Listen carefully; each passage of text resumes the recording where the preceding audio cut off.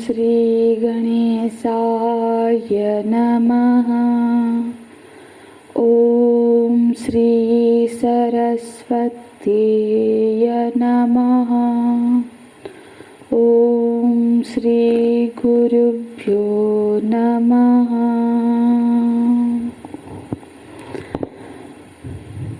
अनंत विजयं राजा कुन्तीपुत्र युधिष्ठिरः नकुलः सहदेवश्च सुघोषमणिपुष्पकौ काश्यश्च परमेश्वासः शिखण्डी च महारथः दृष्टद्युम्नो विराटश्च सात्यकिश्चापराजितः द्रुपदो द्रौपदेयाश्च सर्वशः पृथिवीपते सौभद्रश्च महाबाहुः शङ्खान् दद्मुः पृथक् पृथक् सघोषोधार्तराष्ट्राणां हृदयानि व्यदारयत् नभश्च पृथिवीं चैव तुमुलोऽभ्यनुनादयन् अथ व्यवस्थितान् दृष्ट्वा धार्तराष्ट्रान् कपिध्वजः प्रवृते शस्त्रसम्पाते धनुरुद्यम्य पाण्डवः ऋषिकेशं तदा वाक्यम् इदमाह महीपते। अर्जुन उवाच सेनयोरुभयोर्मध्ये रथं स्थापयाम्यच्युत रथं स्थापयाम्यच्युत।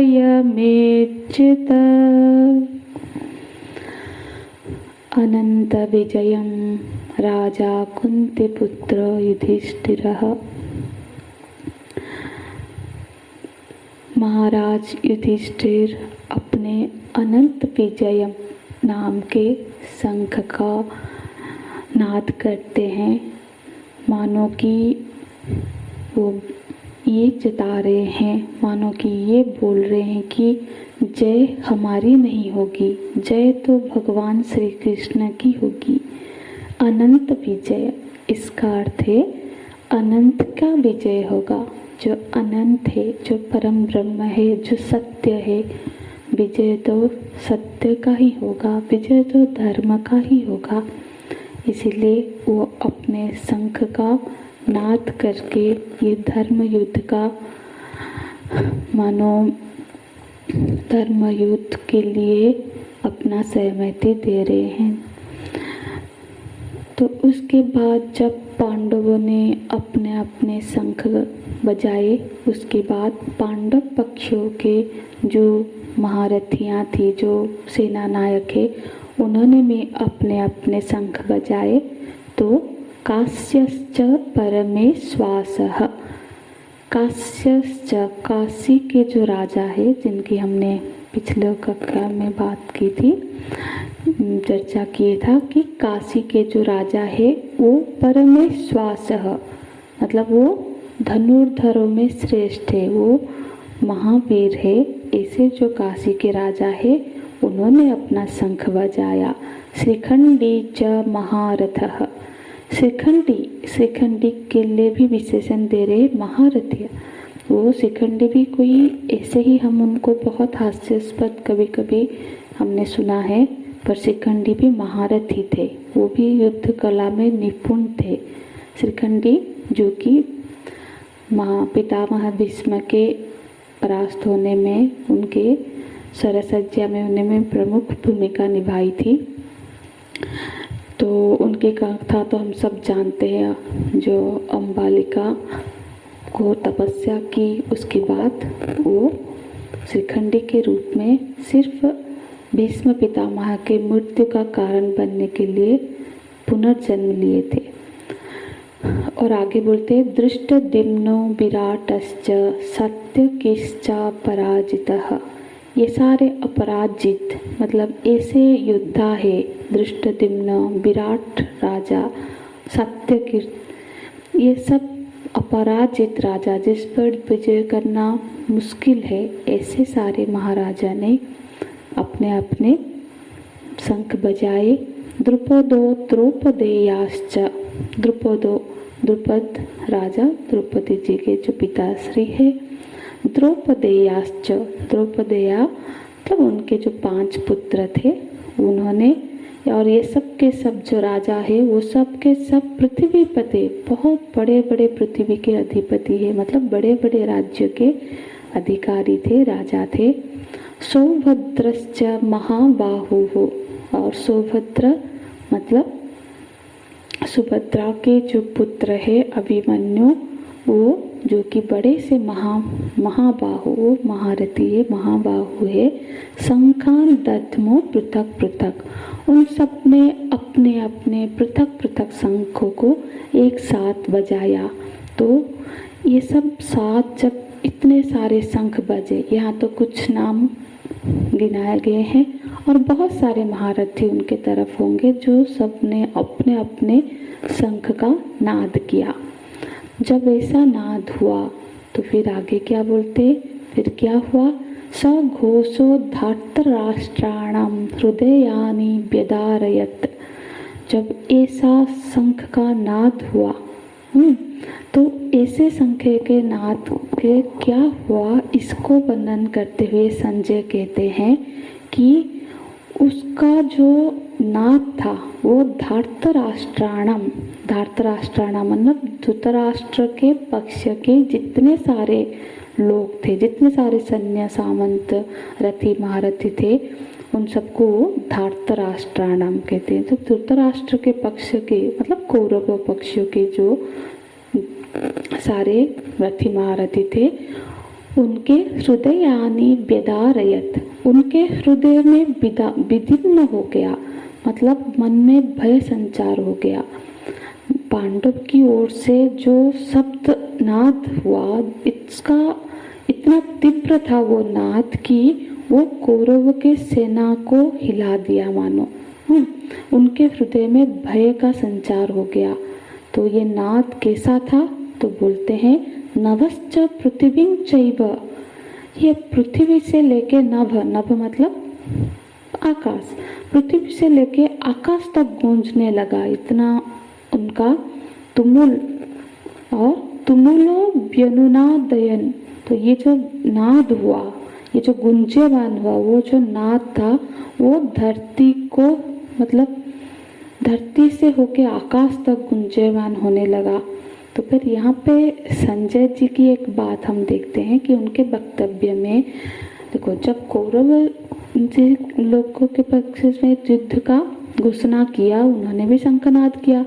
और सिर्फ शंखनाद ही नहीं, उन्होंने तो सारे वाद्य यंत्र का भी वाद्य यंत्र बहुत सा तथा शंखाश्च भैर्यश्च प्रणवानक गोमुखाः सहस्रेवाभ्य हन्यंत शब्दस्तुमुलो भवात्। ये हमने देखा था कि उनका क्या हुआ, भैर्य बजने लगे, गोमुखः बजने लगे, प्रणवान मतलब ढोल नगाड़े और सब एक साथ साथ साथ बजने लगे, तो तुमुलो शब्द हुआ था। तो उनके तरफ से भी बहुत सारे महारथी है जो उन सब ने अपने अपने वाद्य शंख का नाद किया।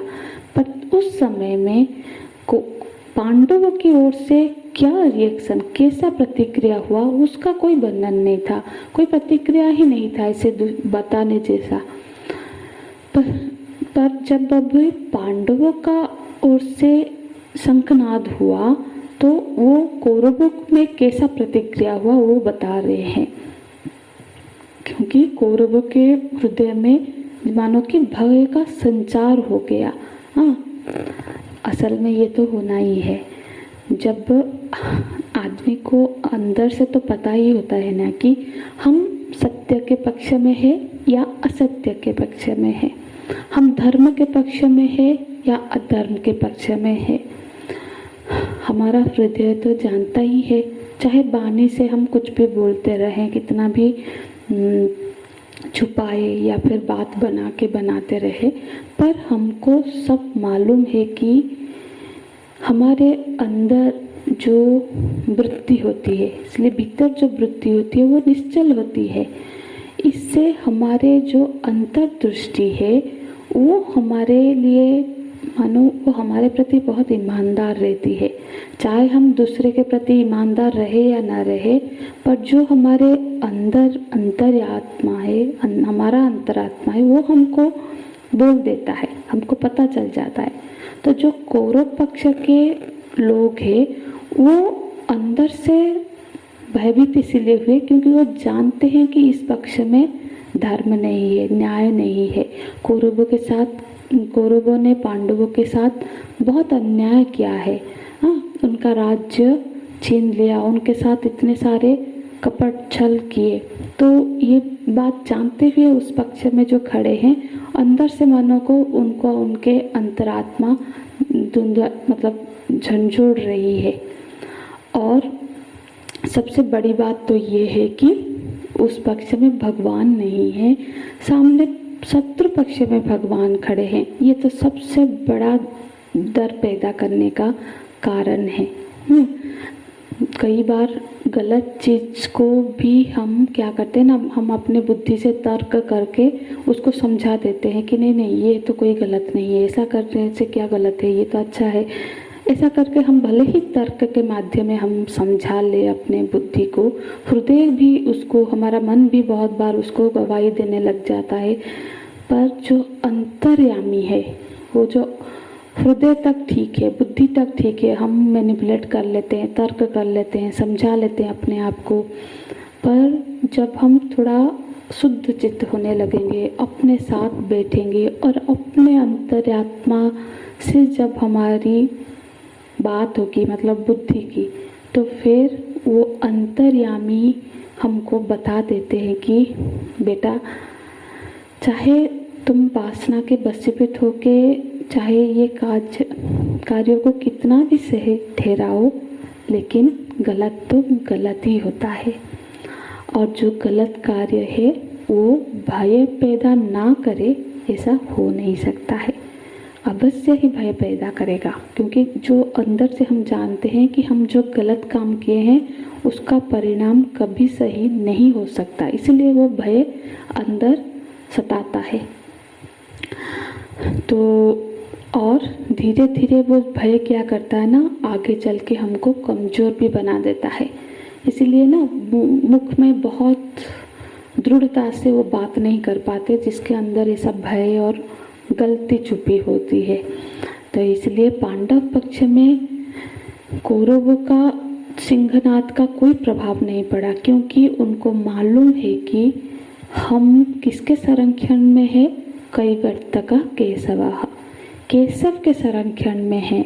हम भगवान के शरण में रह के युद्ध कर रहे हैं, तो और हम धर्म के पक्ष में हैं। यही चीज़ है जो कि उन पे प्रभाव नहीं पड़ा इतने बड़े कौरव सेना के सिंहनाद का। तो जब आगे बोलते, अथ व्यवस्थितान दृष्ट्वा धार्तराष्ट्रान कपिध्वजः, जब दोनों ओर से तैयारी पूरी हो गई और शंखनाद के बाद दोनों तरफ शांति हो गई, तब अर्जुन जी भगवान से निवेदन करते हैं।